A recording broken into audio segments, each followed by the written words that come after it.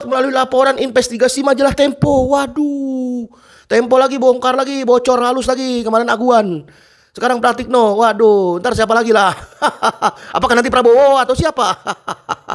Hah, bagaimana menurut saudara? Mungkin ada yang mau diskusi. Makin banyaklah umat Islam yang subscribe media-media Islam daripada kita subscribe media-media maksiat. Bismillahirrahmanirrahim. Assalamualaikum warahmatullahi wabarakatuh. Jumpa lagi Al-Fakir Abi Faisal. Pada kesempatan hari ini saudara, hari Selasa 17 Desember 2024. Bagaimana keadaan saudara dan keluarganya? Semoga sehat walafiat mulia barokah. Amin Allahumma amin. Masih panjang umur perubahan, panjang umur perjuangan. Gak mau berubah, gak mau berjuang. Apa kabar otak? Kan kebongkar juga kan akibat pakai otak.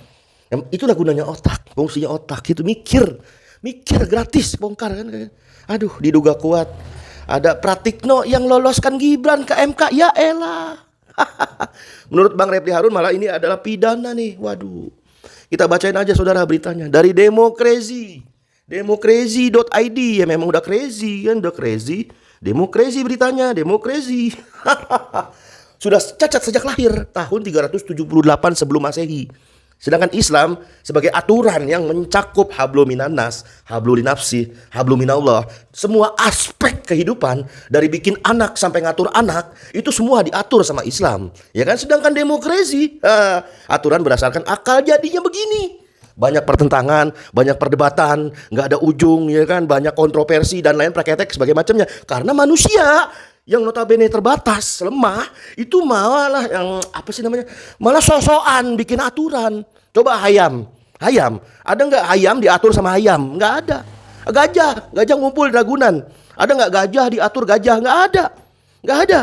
Ada nggak preman diatur preman, ya kan? Nah, ada mungkin itu kan manusia juga, ya kan? Nah itu juga manusia, nggak bisa manusia diatur dengan manusia. Manusia hanya bisa diatur dengan risalah yang dibawa oleh Nabi Sallallahu Alaihi Wasallam. Itulah Islam. Nah kita langsung bacain beritanya.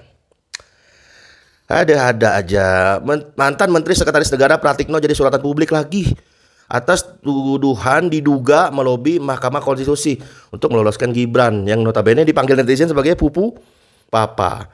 Tudingan ini mencuat melalui laporan investigasi majalah Tempo. Waduh, Tempo lagi bongkar lagi, bocor halus lagi kemarin Aguan. Sekarang Pratikno. Waduh, ntar siapa lagi lah? Apakah nanti Prabowo atau siapa? Hah, bagaimana menurut saudara? Mungkin ada yang mau diskusi, komentar di kolom komentar tuh. Makin kesini demokrasi makin menampakkan crazy-nya ya. Nauzubillah min zalik. Kacau. Editor senior Tempo Bagja Hidayat dalam kanal YouTube Tempo.com menyoroti transisi Pratikno dari seorang akademisi ke dunia politik yang penuh dengan sandiwara dan kontroversi. Mantan Menteri Sekretaris Negara Pratikno adalah perwujudan paling brutal dari peringatan konselor Jerman Otto von Bismarck yang mengatakan bahwa politik bisa merenggut karakter seseorang, kata Bagja. Refli Harun mengatakan juga bahwa jika benar Pratikno melobi hakim untuk meloloskan calon Gibran, maka hal tersebut merupakan tindak pidana serius. Serius nih, kacau. Harus diusut tuntas gak? Usut tuntas lah, ya kan. Bukan cuma semua diusut tuntas, KM 50 juga usut tuntas. Termasuk Aguan, PIK, Banten itu usut tuntas, semua usut tuntas, ya kan. Apa kontroversinya? Pertama disebut berkontribusi kekacauan tatanan demokrasi. Ya itu kekacauan. Terus ulah Pratikno, gagah juga sih.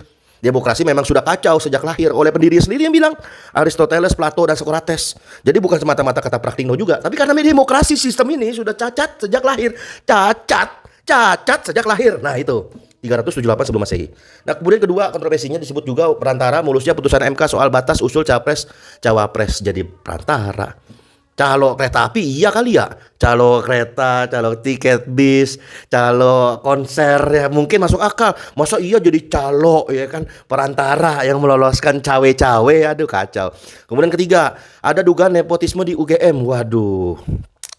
2 tahun kemudian ada cerita ternyata Pratikno melepas jabatan sebagai rektor UGM, sering ditunjuk jadi mensesnek pada 2015 ceritanya. Namun 2 tahun kemudian dia kembali lagi ke Kamus Biru julukan UGM untuk menjabat ketua majelis wali amanat UGM menggantikan Sofyan Effendi. Nah itulah sekelumit, ya itulah urusan internal dia lah. Bodoh amat lah, gak usah diurus ya kan. Kita bacaannya tipis-tipis saja. Nah itu sederet kontroversi. Ada juga yang keempat, menantunya kongsi dengan anak Menteri Kelautan dan Perikanan buka bisnis perikanan. Buka bisnis perikanan, oh mungkin ya nih ternak cebong, ternak kampret ya kan, ternak apa lagi, kodok kali gitu ya. Ada bisnis, oh gitu. Pratikno diduga jadi perantara putusan MK. Waduh. Sekarang pertanyaannya kembali kepada saudara-saudara ya kan. Apakah saudara-saudara masih percaya sistem demokrasi ini masih jadi andalan, jadi yang namanya solusi ideal bagi Indonesia ini ke depannya? Komentar di kolom komentar. Makin hari makin nampakin bobrok aja nih. Dalam 10 tahun terakhir kasus pejabat begono begini, masalah makin banyak. Itu banyak faktor. Pertama memang kalau dari analisa Al-Fakir, pertama karena faktor personal. Personal dia memang begitu nyeleneh. Mental khianat, mental korup, mental nepotisme, mental pengen dipuji, mental penjilat, mental peminta, mental miskin, mental tidak amanah, dan mental-mental lainnya. Mental cari muka, pengen dipuji, asal bapak senang. Yang terjadi pada Aguan itu kan yang penting nyelamatin mukanya Jokowi, IKN. Yang penting Jokowi mukanya selamat apaan?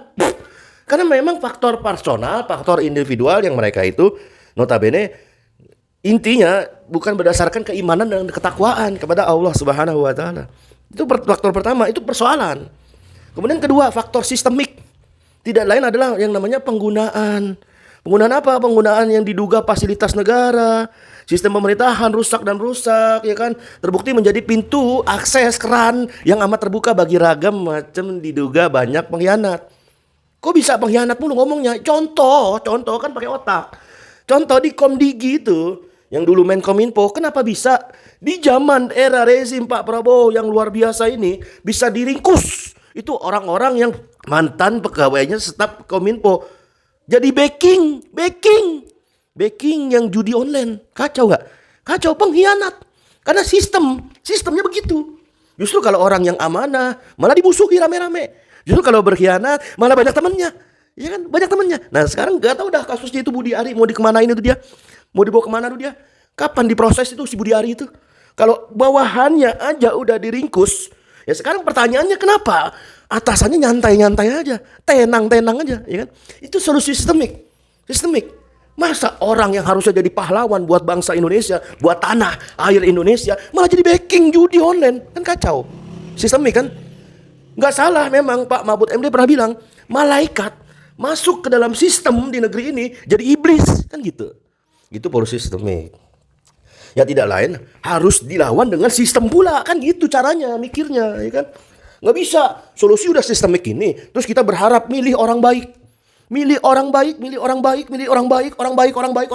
ya kagak bisa. Orang baik itu personal pribadinya. Tapi kalau udah sistem ya kan, Gus Dur pernah bilang kalau udah rejim ya kan sistem, ya kan? Berarti semuanya kan aturannya kan gitu. Ya solusinya dengan sistem juga kan gitu. Tentulah sistem yang maha baik, aturan yang berasal dari yang maha baik. Bukan hanya orang yang baik, tapi aturannya juga berasal dari yang maha baik, yaitu syariat Islam secara kafah. Inilah yang dicontohkan oleh Rasulullah SAW dengan mendirikan negara. Daulah Islam di Madinah pasca beliau hijrah berdasarkan kitab Sirah Nabawiyah. Kenapa Nabi SAW disebut kepala negara? Karena Nabi SAW juga menantang para penjajah, menantang adidaya saat itu Persia dan Romawi, mengirim surat, bahkan melakukan ekspedisi ke perang Tabuk dan perang-perang lainnya. Perang Tabuk, ya kan, perang Mu'tah. Itu Nabi SAW sebagai kepala negara. Sebelum perang dengan Romawi, sebelum perang dengan Persia, Nabi SAW itu mengirim utusan delegasi untuk mengirim surat. Nah itu kepala negara. Nabi SAW bukti kepala negara itu seperti itu. Bukan hanya ngurusin akhlak, ibadah, tapi juga ngurus negara. Nah bahkan gak salah oleh Michael Hart di dalam bukunya The Civil of Civilization, itu baginda Nabi besar Muhammad SAW itu urutan pertama. Itu orang kafir mengakui Nabi SAW sebagai orang yang berpengaruh nomor pertama. Dalam hal apa saja. Sebagai suami, sebagai mertua, sebagai ayah, ya kan, sebagai kepala masyarakat, sebagai kepala negara, sebagai pemimpin perang, amirul jihad, dan lain sebagainya macamnya itu, sebagai pedagang, ya kan. Makanya di urutan pertama orang kafir aja mengakui Nabi SAW sebagai orang nomor satu, ya kan. Itu karena apa? Karena apapun yang datang dari Nabi SAW itu nggak mungkin berasal dari nafsu. Wa man yantiqu anil hawa in huwa illa wahyu yuha. Melainkan berdasarkan wahyu. Nah, Al-Qur'annya udah ada, hadisnya udah ada. Ya kan tinggal dipakai aja, diterapin, diamalkan. Bukan hanya sekedar dibaca musabaqah tilawatil Quran, lagunya dibagus-bagusin, langgamnya dibagus-bagusin, tapi tidak pernah sama sekali terbesit di hati, terbetik di otak bahwa ini kenapa Al-Quran tidak ditegakkan secara kafah. Padahal ini adalah perintah dari Allah Subhanahu wa ta'ala. Ya ayyuhalladzina amanu udkhulu fis silmi kafah wala tatabi'u khutuwatis syaitan. Jangan ikutin setan. Setan itu selalu menghalangi muslim untuk menjalankan Islam secara kafah. Setan itu innahu lakum aduwwum mubin. Setan itu musuh nyata.